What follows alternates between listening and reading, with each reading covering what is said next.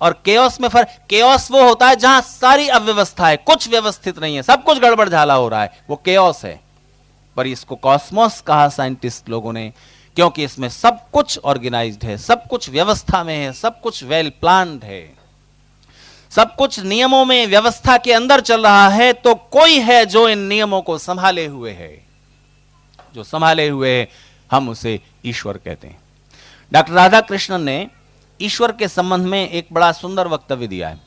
वो कहते हैं भगवान के बारे में कोई ऐसा वक्तव्य दो, एक ऐसा स्टेटमेंट जिससे सब सहमत हो जाएं, सब एग्री करें, चाहे वो भगवान को मानते हो ना मानते हो, हिंदू हो, मुसलमान हो, ईसाई हो, सिख हो, जैन, बौद्ध, भारतीय, अमेरिकन, कम्युनिस्ट, साइंटिस्ट, सब सहमत हो जाएं, सब सहमत हो जाएं। ऐसा आप कौन सा वक्तव्य देंगे ईश्वर के बारे में, भगवान के बारे में?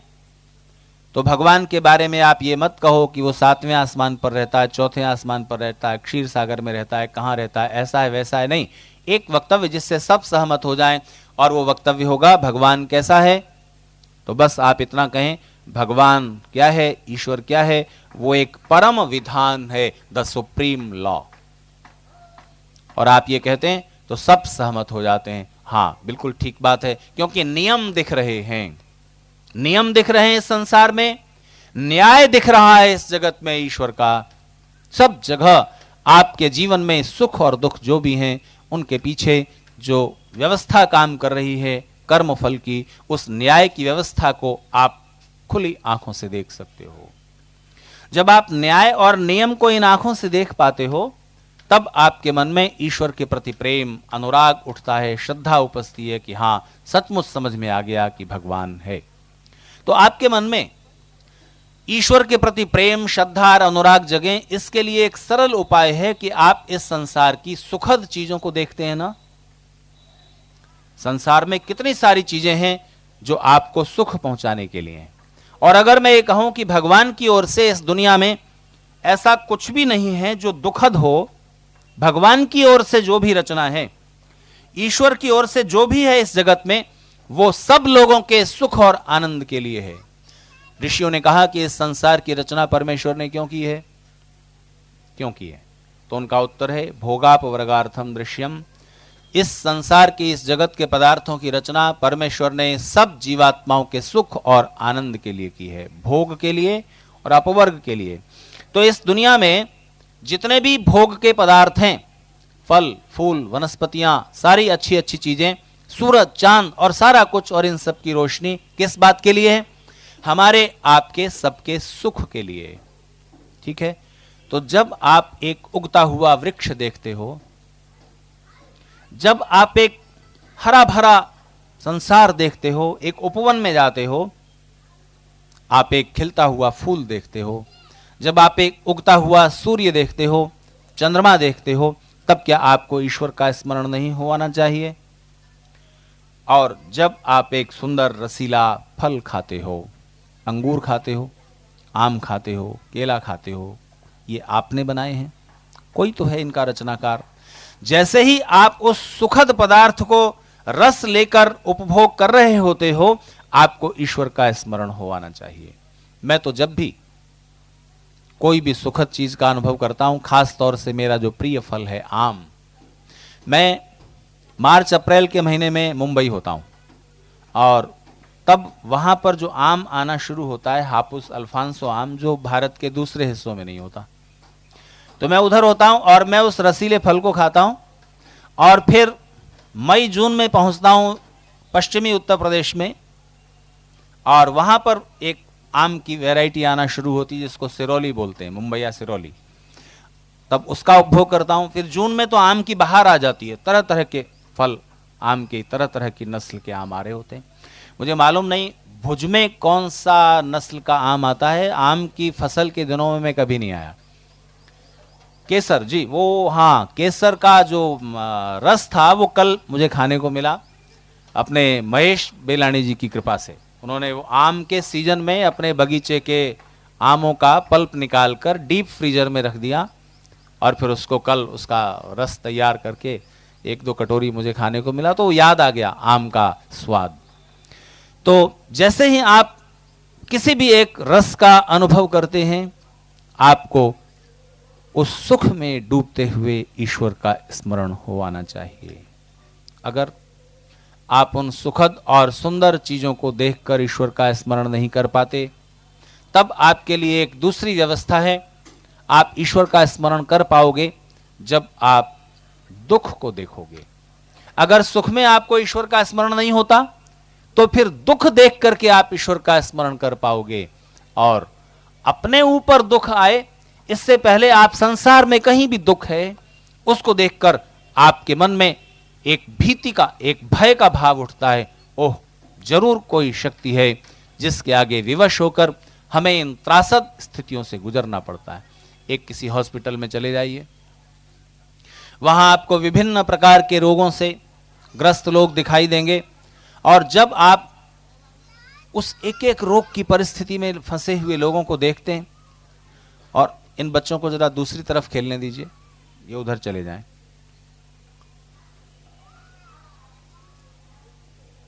तो आपके मन में एक ऐसा भाव उठता है, ओहो, आप उस परिस्थिति से अलग हो।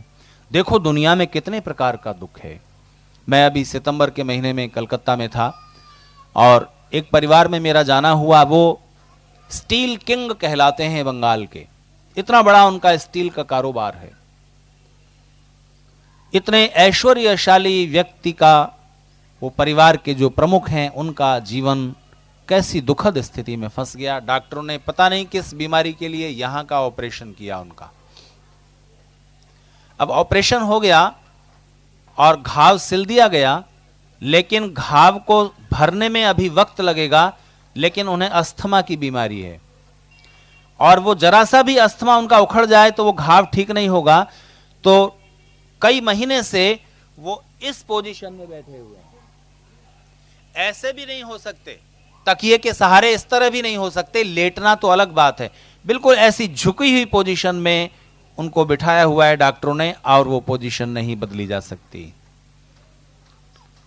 उन्होंने मुझसे पूछा, मेरे जीवन में ये दुख क्यों, मेरे जीवन में ये दुख क्यों? देखो, दूसरों के जीवन में आए हुए दुख को देखकर आपके मन में एहसास जागता है कि ओहो, इतना दुख है, मैं भाग्यशाली हूं कि मेरे जीवन में दुख नहीं है। तो उस दुखद स्थिति में फंसे हुए लोगों को देखकर आपके मन में एक विचित्र अनुभूति उत्पन्न होती है। लेकिन जब अपने ऊपर दुख आता है, तो मनुष्य ऐसी स्थिति में फंसता है कि जो ईश्वर को मान रहे होते हैं, जब उनके जीवन में कोई कठिनाई, संघर्ष और दुख परेशानी आते हैं, तब वो सोचते हैं, हम तो इतनी प्रार्थना कर रहे थे, हम तो इतनी पूजा करते थे, हम तो भगवान को मानते थे, हमारे जीवन में ये दुख क्यों, हमारे ऊपर ये दुख क्यों? और वो नास्तिक जैसे होते पाए जाते हैं, और उनको लगता है कुछ नहीं, भगवान भगवान। और जो नास्तिक रहे होते हैं, जिनके जीवन में ईश्वर जैसी कोई चीज नहीं रही होती, जब उनके जीवन में दुख आता है, तब वो आस्तिकता की ओर झुकते हैं। उनको लगता है जरूर कोई शक्ति है जिसके आगे विवश होकर हमें इस दुखद परिस्थिति को झेलना पड़ रहा है। एक दार्शनिक, वैज्ञानिक, बड़ा विचारक लाप्लास, जिसने अपने कमरे के बाहर एक सेंटेंस लिख रखा था, गॉड इज नोवेयर, भगवान कहीं नहीं है। और जब लंबी बीमारी से ग्रस्त होकर के वो मृत्यु के अंतिम क्षणों में था, जीवन के अंतिम क्षणों में, तब उसने अपने सेवक को इशारे से बुलाया और पास बुला करके धीमी आवाज में कहा कि देखो, जीवन भर मैंने ये अनाउंस किया, ये उद्घोषणा की, गॉड इज नोवेयर। अब मैं चाहता हूं कि तुम इस सेंटेंस में मेरे जीवन के आखिरी क्षणों में थोड़ा सा सुधार कर दो, बाहर जाओ और ये जो सेंटेंस है इसमें एक कॉमा लगा दो, ताकि सेंटेंस बन जाए, the God is now here, भगवान अब यहां है। तो जैसे ही आपके चित्त में उस ईश्वर की अवस्थिति उतरती है, और दुखद स्थिति में खास तौर से अगर आप नास्तिक रहे होते हैं तो आप आस्तिकता की ओर बढ़ते हैं, आस्तिक रहे होते हैं तो नास्तिकता की ओर झुकते हैं। तो वो सज्जन जो कि इस तरह बैठे हुए, हाथों के सहारे आगे झुके हुए, पीछे तकिए के सहारे पीठ भी नहीं लगा सकते, उन्होंने मुझसे पूछा, 2 महीने हो गए आचार्य जी इसी अवस्था में, डॉक्टर कहते हैं पता नहीं और अभी कितना समय लगेगा, और मैं बड़ा दुखी हूं, बड़ा संतप्त हूं। और शरीर का दुख तो पेन किलर से कम हो जाता है, थोड़े समय के लिए फिर दर्द होने लगता है। डॉक्टर बोलते हैं इन्हें कम खाओ, ये दर्द शामक दवाएं कम खाओ, क्योंकि ज़्यादा खाओगे तो एक स्थिति ऐसी आएगी कि फिर ये दवाएं भी असर नहीं करेंगी। इसलिए जितना दर्द जितनी देर तक सह सकती हो सहो, जब असह्य हो जाए तब दर्द कम करने वाली दवाओं का सेवन करो। थोड़ी देर तक सहता हूँ, फिर नहीं सह पाता और दवा खा लेता हूँ। मेरे जीवन में ऐसा क्यों, मेरे जीवन में ऐसा दुख क्यों आया? मैं तो रोज मंदिर जाता था, रोज प्रार्थना करता था। मैंने उन्हें कहा कि देखिए, इस दुख को आप अगर ईश्वर में विश्वास करें और उसके न्याय में विश्वास करें, आत्मा में विश्वास करें, तो यह दुख अभी कुछ हद तक कम हो सकता है। बिना पेन किलर के इस दुख में काफी शामक प्रभाव पड़ेगा। वो कुछ मनोवैज्ञानिक और आध्यात्मिक उपाय मैंने उन्हें बताए। इनकी चर्चा मैं आपसे पहले भी करता रहा हूं और अभी प्रसंग नहीं है कि मैं उन पर बात करूं कि दुख का बोझ, उसका एहसास कैसे कम होता है। अभी मैं आपसे कहना ही चाहता हूं, मैंने उन सज्जन को कहा कि देखिए, आपका जो ये सवाल है कि मेरे जीवन में ही ऐसा क्यों, मुझ पर ही ये दुख क्यों आया, हमारे दुख का एक कारण तो ये होता है कि हम उस दुखद स्थिति को झेल रहे हैं। दूसरा एक कारण यह होता है कि सबके जीवन में तो सुख होता है, दिखता है हमें, और हम अकेले दुखी दिखाई देते हैं, तो यह दुख का बोझ और डबल हो जाता है। जैसे रात में आपके मकान की बिजली चली जाए, आपके मकान की बिजली चली जाती है तो आप बड़े दुखी, बेचैन हो जाते हो, अरे बिजली चली गई, बिजली गई, परेशान हो जाते हो ना। लेकिन फिर थोड़ी देर में आपने देखा पड़ोसी की भी बिजली चली गई, उस कॉलोनी, पूरी कॉलोनी की बिजली चली गई, धीरे धीरे सबकी बिजली चली गई, तब दिल में ठंडक पड़ जाती है, अब कोई बात नहीं, अब तो सबकी बिजली चली गई। तो दुख इस बात का ज्यादा होता है कि मेरे जीवन में ही यह दुख क्यों, बाकी तो सब भले चंगे अच्छी तरह बैठे हुए। तो उन्होंने पूछा मेरे जीवन में ही ऐसा दुख क्यों? तो मैंने उन्हें बताया कि देखिए, एक टेनिस खिलाड़ी हुआ है, बड़ा प्रसिद्ध खिलाड़ी, आर्थर एश। आर्थर एश ने लगातार, दुनिया का पहला खिलाड़ी था वो, जिसने लगातार 3 या 5 बार टेनिस की जो सबसे बड़ी प्रतियोगिता है, विंबलडन की प्रतियोगिता को जीता था। लगातार उसने विंबलडन प्रतियोगिता जीती, बड़ा शानदार खिलाड़ी था। और फिर उसके शरीर में एक ऐसी बीमारी हो गई जिसका इलाज संभव नहीं। जिंदा रहोगे पर इस बीमारी के साथ इलाज नहीं हो सकता। और अब वो जिंदा है, बीमारी की तकलीफ झेलता है और रोज ये सवाल उठाता है, मेरे साथ ही ऐसा क्यों हुआ, मैं ही क्यों इतना दुखी परेशान हूं, बाकी सब टेनिस खिलाड़ी तो खेल खेलते घूम रहे। चर्च वर्च जाना सब बंद कर दिया, ईसाई है। एक दिन एक धर्मगुरु किसी दूसरे समारोह में उसे मिले, तो उसने उनसे, धर्मगुरु ने पूछा कि क्या बात है, आजकल दिखाई नहीं देते, आते नहीं हो, कभी चर्च आया करो, ईश्वर से कुछ प्रार्थना करो। तो बहुत गुस्से में बोला, कुछ नहीं भगवान, सब बकवास है। क्या बात हो गई? देखो मुझे ही बीमारी है, ऐसा मेरे साथ ही क्यों हुआ, मेरे साथ ऐसा क्यों हुआ? तो आर्थर एश को धर्मगुरु बोले, देखो मित्र, दुनिया भर में करीब 5 करोड़ बच्चे टेनिस खेलना शुरू करते हैं। टेनिस बड़ा महंगा खेल है और उसमें जीतने पर तो भारी इनाम मिलता है, हारने वाले को भी लाखों डॉलर मिल जाते हैं जो विंबलडन में पहुंचता है। छोटी छोटी प्रतियोगिता में ही बहुत सारा इनाम मिल जाता है, लेकिन सीखना भी खर्चीला है। टेनिस का कोर्ट चाहिए, गेंद महंगी आती है, रैकेट महंगा आता है, खेलने की सुविधाएं सीमित हैं। तो दुनिया भर में कितने बच्चे हैं जो खेलने की सुविधा भी प्राप्त कर पाते हैं? कोई भी खेल, आर्थर एश को धर्मगुरु बोले, कोई भी खेल खेलने की सुविधा कितने बच्चों को मिलती है? और टेनिस जैसा खेल खेलने के लिए 5 करोड़ बच्चे कोशिश शुरू करते हैं। उनमें से 5 लाख होते हैं जो प्रोफेशनली इस खेल को अपनाने की सोच पाते हैं। उन 5 लाख में से 50,000 होते हैं जो अपने अपने देश के नेशनल लेवल पर खेल पाते हैं। उन 50,000 में से 5,000 होते हैं जो इंटरनेशनल प्रतियोगिताओं में पहुंचते हैं।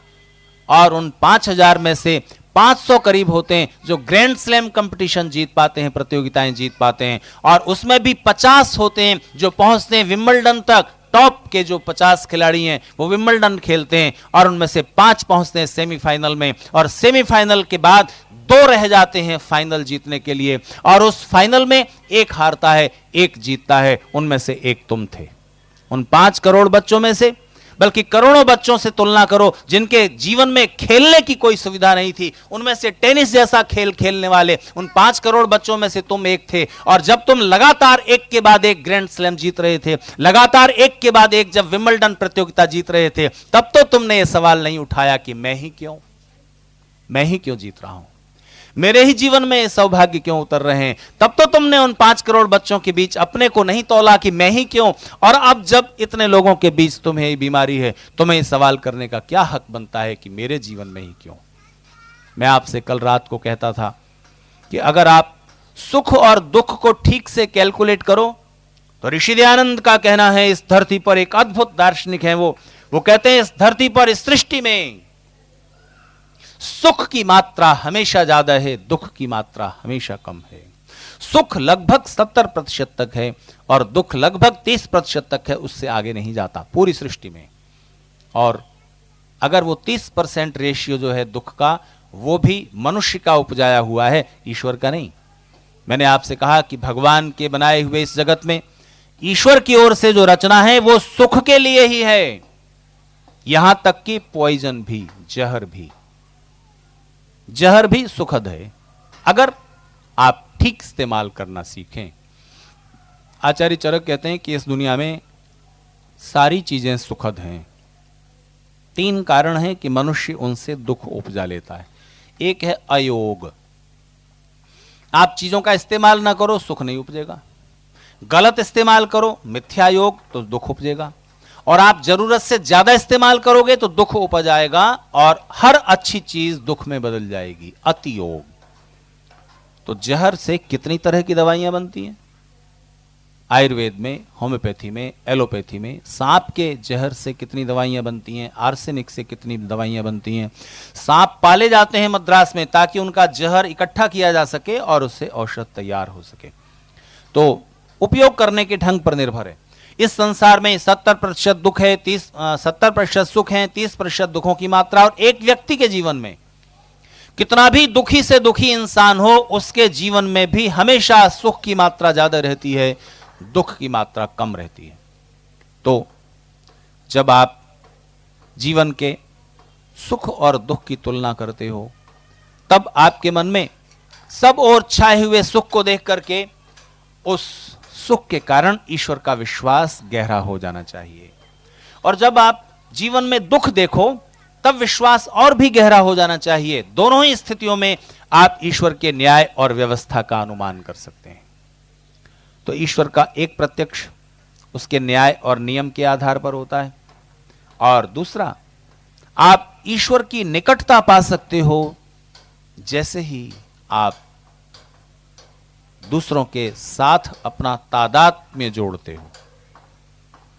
तादात्म्य का मतलब होता है अपने जैसा दूसरे जीवात्मा को समझना।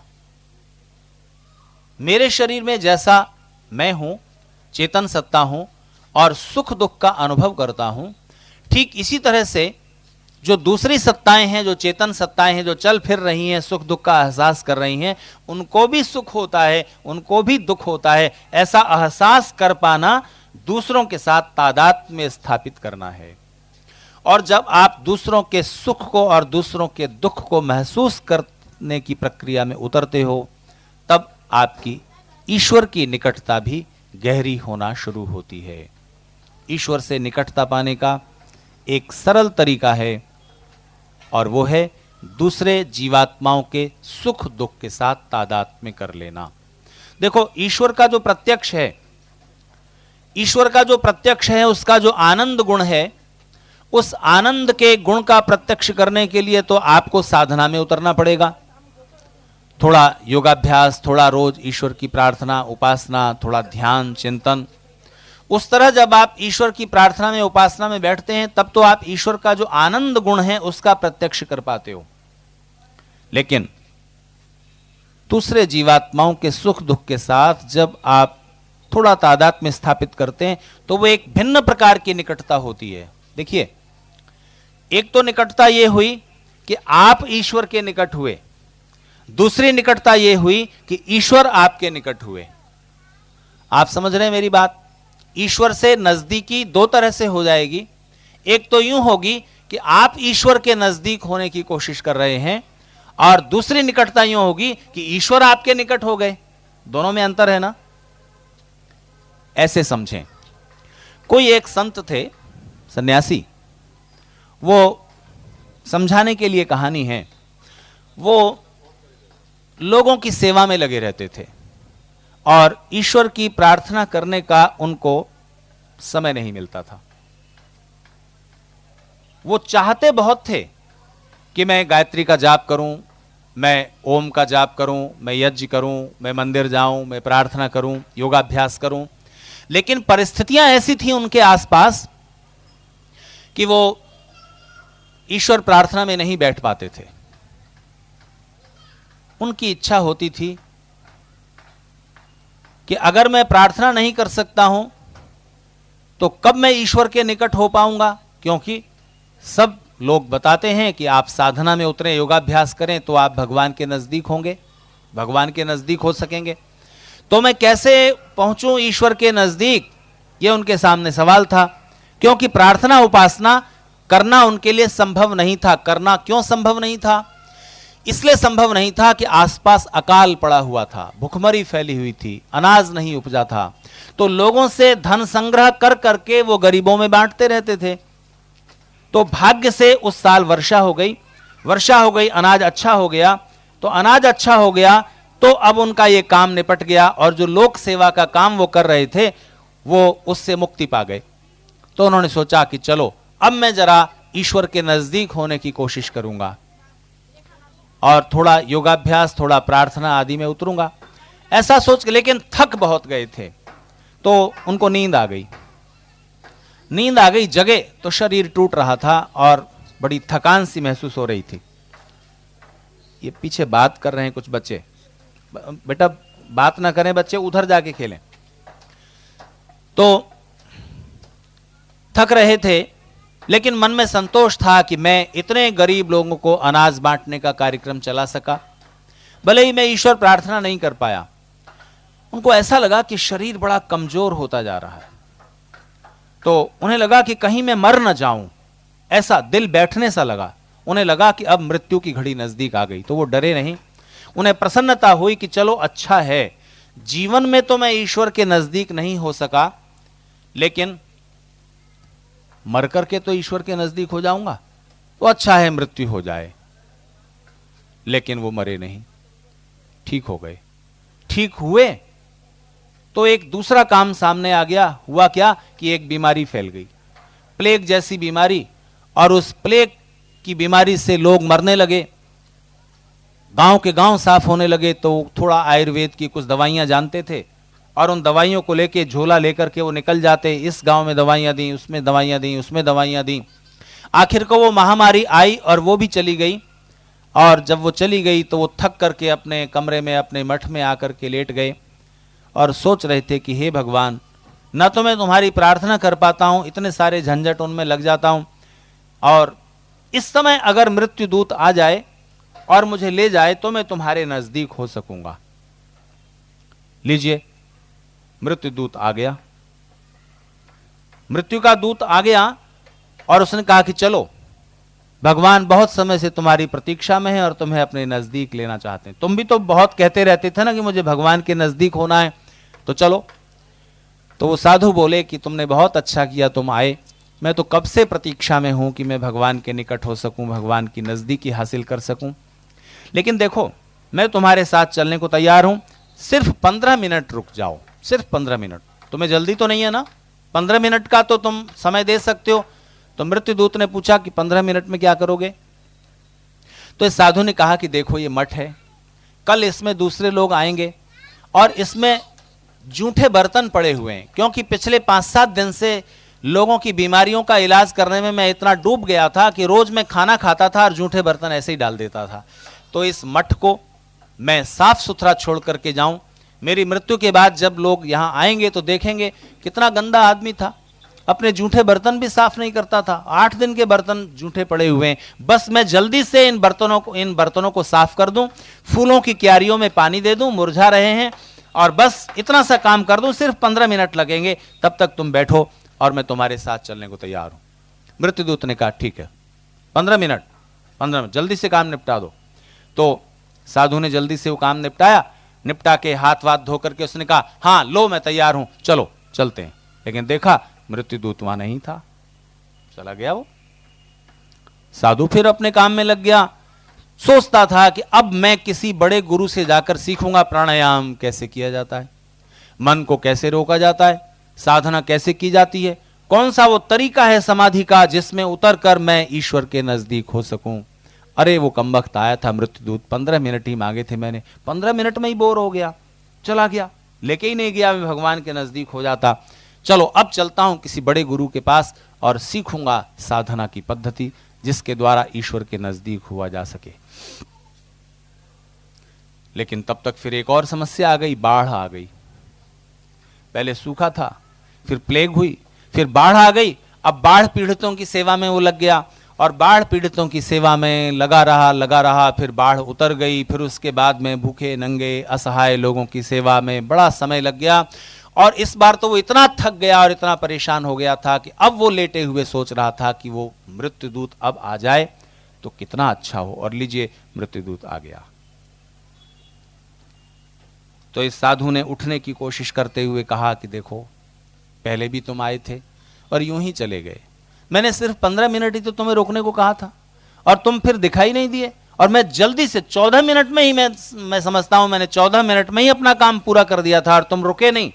बहुत गलत बात है, मैं कब से चाहता हूं कि मैं भगवान के नजदीक हूं, तुम आए भी एक बार और चले गए, बहुत अच्छा हुआ अब तुम आ गए हो, बहुत थका हुआ हूं, चलो जल्दी चलो, और अब 1 मिनट के लिए भी मैं तुम्हें नहीं रोकूंगा, चलो मैं भगवान के निकट होना चाहता हूं।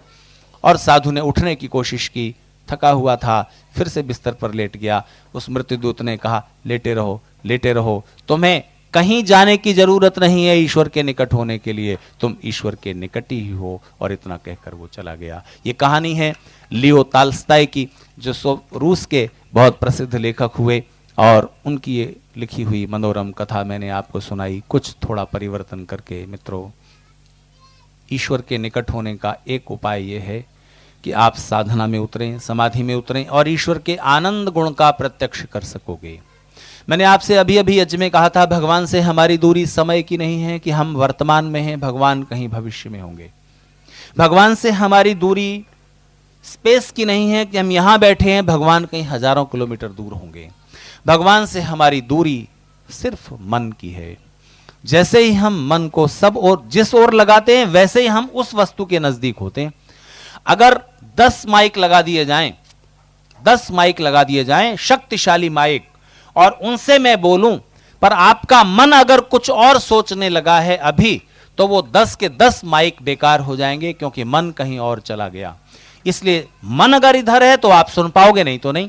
तो दूरी हो गई ना, सारी दूरियां मन की निर्मित की हुई हैं। तो भगवान से हमारी दूरी मन की है। जैसे ही आप मन को सब ओर से हटाकर परमेश्वर की ओर एकाग्र करते हैं, आप ईश्वर के निकट होते हैं। यह है निकटता का एक तरीका।